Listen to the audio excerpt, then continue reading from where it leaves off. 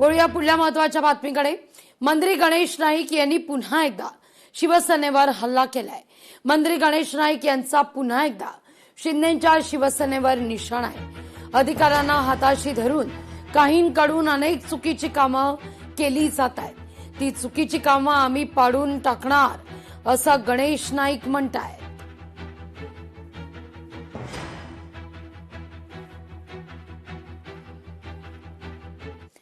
नाशिकमध्ये खड्ड्यांमुळे आणखीन एक अपघात झाल्याचा आरोप आहे।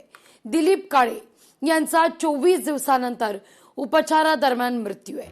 20 जुलैला त्र्यंबकेश्वर मार्गावर काळे यांना दुचाकी वाहनाची धडक बसली। स्थानिक नगरसेवकांनी देखील या व्यक्तीचा मृत्यू हा रस्त्यांवरील पडलेल्या खड्ड्यांमुळे आणि रस्त्यांच्या दुरावस्थेमुळे झाल्याचा दावा केलेला आहे। नाशिक महानगरपालिकेच्या रस्ते अपघात समितीकडून या प्रकरणाची चौकशी करून अपघात खड्ड्यांमुळे आणि रस्त्यांच्या दुरावस्थेमुळे झालाय का याची चौकशी करण्याचे महापौरांचे आदेश आहेत।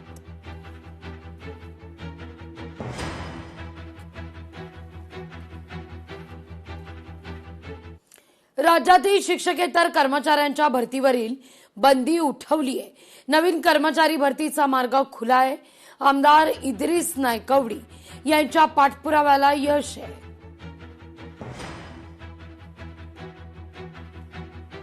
शिक्षकांनाच बाकीच्या गोष्टी करायच्या, मुख्याध्यापकांना काय काय काम करायचं, तर त्या माध्यमातून मी विधान परिषदेत या संबंधीचे प्रश्न मी उपस्थित केले होते। एक नाही दोन वेळा उपस्थित केल्यानंतर शालेय शिक्षण मंत्री नामदार भुसे साहेब यांच्याकडून त्या संबंधीची आश्वासनं मला प्राप्त झाली होती आणि त्या आश्वासनाच्या माध्यमातून आज पाहतोय मी तर परवा दिवशी शासनानं आपण पाठपुरावा केल्यानंतर त्या ठिकाणी एक पहिला GR काढलेला आहे। त्या शासन निर्णयामध्ये शिक्षकेतर कर्मचारी, त्यात ग्रंथपाल, ज्युनियर क्लर्क आणि लॅब असिस्टंट म्हणजे प्रयोगशाळा सहाय्यक ह्या पदांच्या वरची बंदी उठलेली आहे।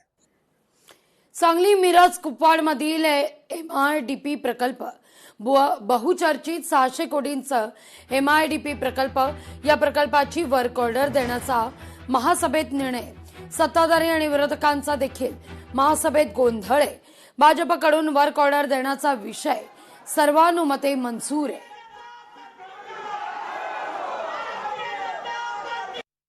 राष्ट्रवादीचे नगरसेवक असू देत आणि काँग्रेस पक्षाचे नगरसेवक, हे सर्व नगरसेवक ह्या DPR संदर्भात काही मुद्दे प्रशासनाला विचारत असताना, मुद्दे उपस्थित करत असताना प्रशासन कुठं कुठं चुकलंय, कोणत्या प्रकारच्या चुका प्रशासनाकडून झाल्या आहेत, ह्यावर चर्चा होत असताना, विरोधी पक्ष नेता म्हणून आम्ही सभागृहात मुद्दे मांडत असताना काही भाजपच्या नगरसेवकांनी गोंधळ घालण्याचा प्रयत्न केला। तर ह्या मागचा हेतू हाच होता की गोंधळ घालायचं आणि सभा कुठं तर गुंडाळायची आणि कसा चुकीच्या पद्धतीनं आणलेला प्रस्ताव, चुकीच्या पद्धतीनं MIDPचा आणलेला हा प्रकल्प सभा गुंडाळून पुढे नेण्याचा प्रयत्न आज भाजपचा आम्ही काँग्रेस पक्षाच्या वतीनं हाणून पाडला आहे।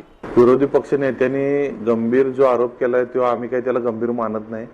त्यांच्या दृष्टीने ती एक स्टंटबाजी असेल किंवा त्यांना माध्यमांच्या समोर काही येऊन प्रसिद्धीसाठी त्यांनी केलेली एक गोष्ट वाटते, पण तसे आरोप करत असताना विरोधी पक्ष नेत्यांनी सुद्धा जाण ठेवली पाहिजे की आपण सुद्धा कुठल्या तरी पक्षाचं नेतृत्व करतोय, कुठल्या तरी पक्षातनं आपण सुद्धा नगरसेवक म्हणून निवडून आलेला आहे।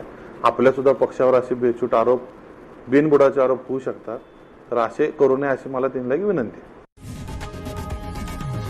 लोकशाही मराठी ऐका, पहा, जागरूक रहा।